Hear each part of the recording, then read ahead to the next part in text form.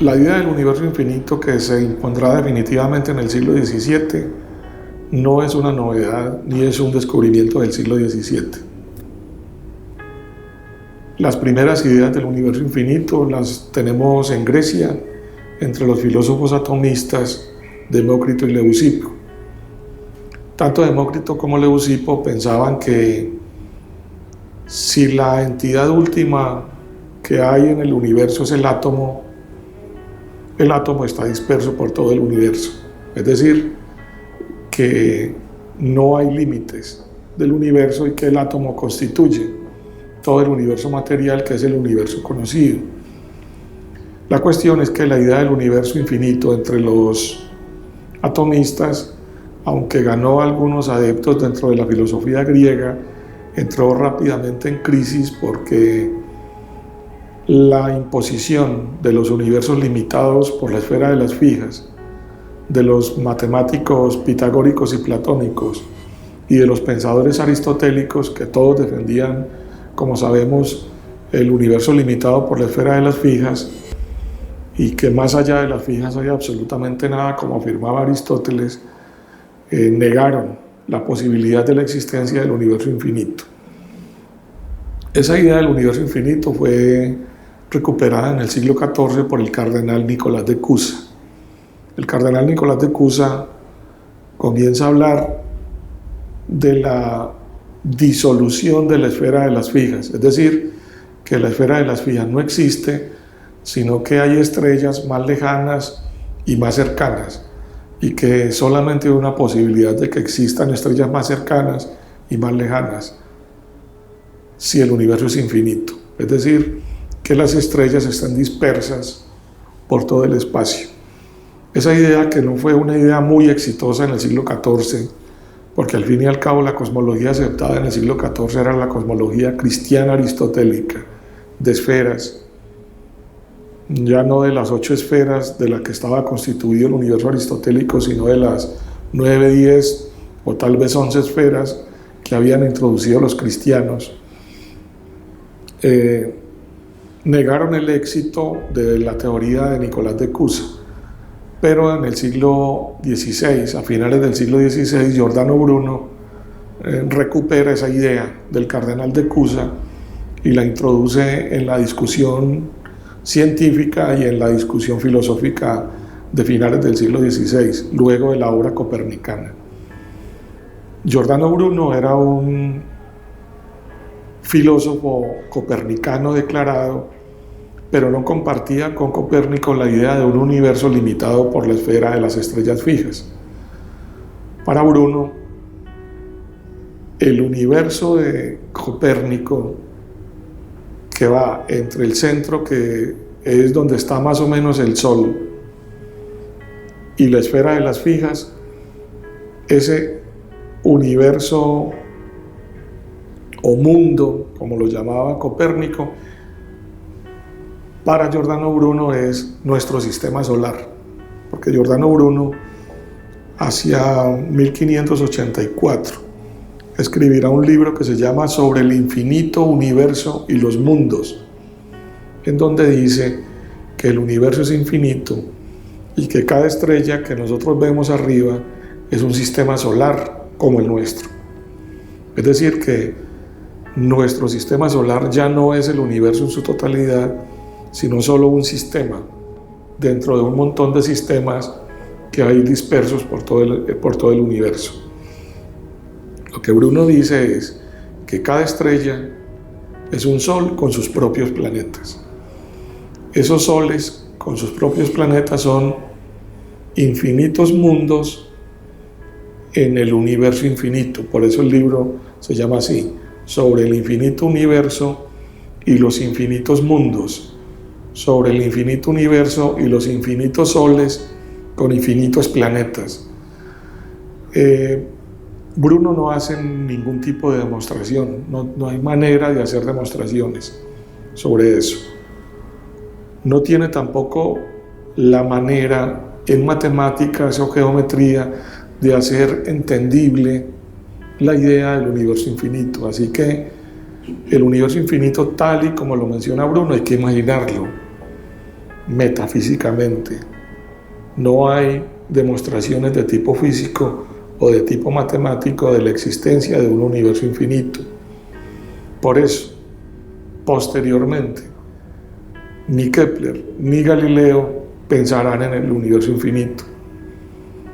El único que hablará de un universo infinito será Descartes, que es además contemporáneo de Galileo y ciertamente más o menos contemporáneo de Kepler. Descartes escribe un texto que se llama Discurso del Método, que es la introducción a 3 ensayos científicos. Esos 3 ensayos científicos se llaman Dióptrica, que es un tratado de óptica, Meteorología, que es un tratado del clima y de meteorología en general, y Geometría. Esa geometría de la que habla Descartes es la geometría analítica.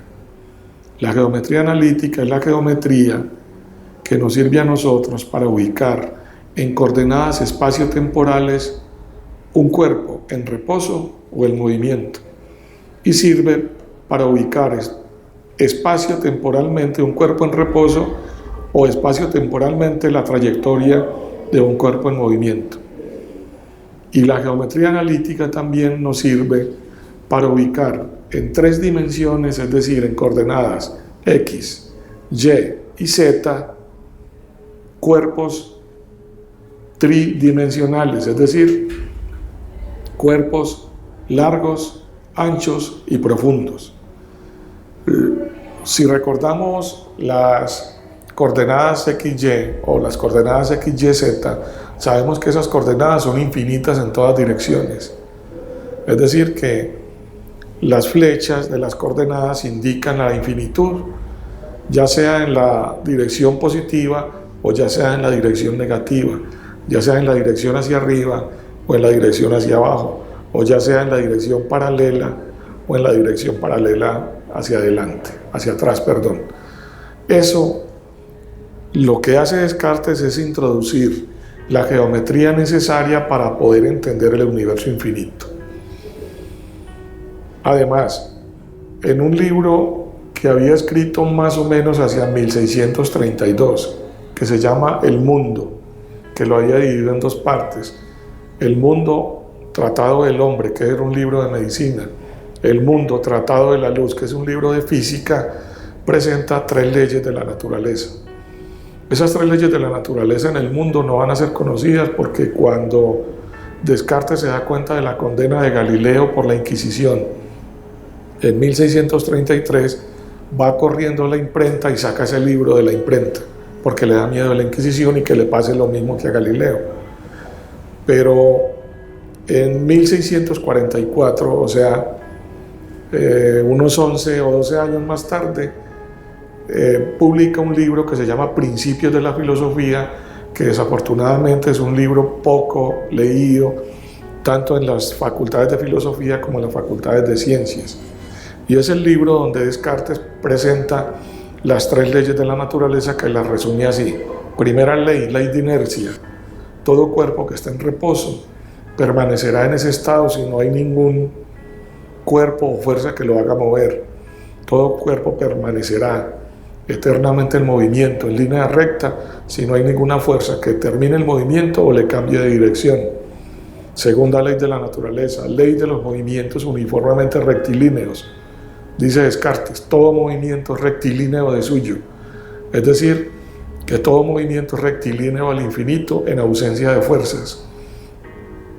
Y tercera ley, que son las leyes de choque, que son las distintas, son 7 formas de intercambios de fuerzas entre 2 partículas o 2 cuerpos que chocan.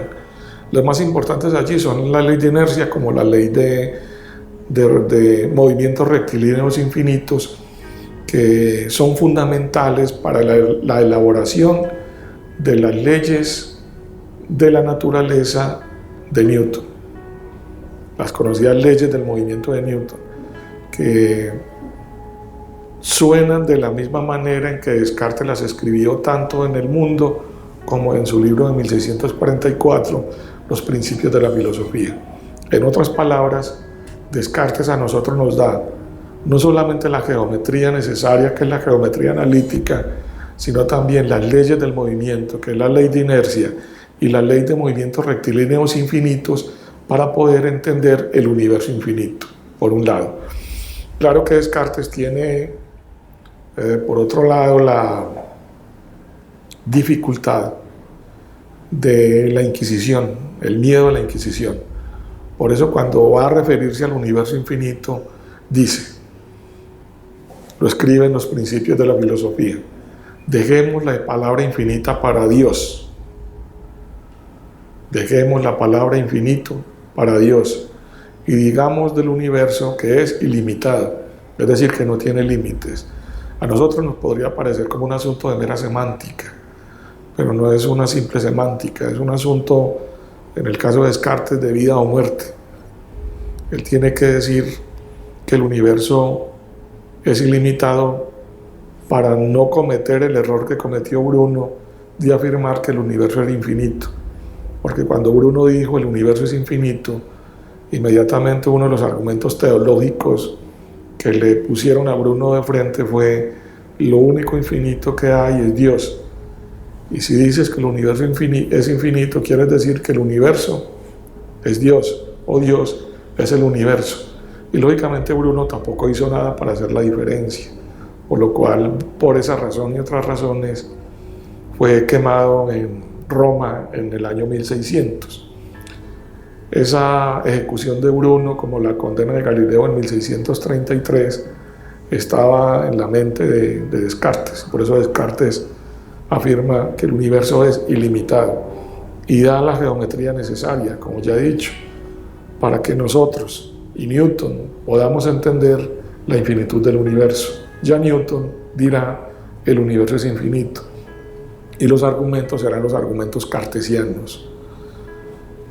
La filosofía newtoniana, como la ciencia newtoniana, están influenciadas por la filosofía de la naturaleza de Descartes, es decir, por la física cartesiana, que es una de las físicas más importantes del siglo XVII, pero es una de las menos abordadas y de las menos leídas, por supuesto.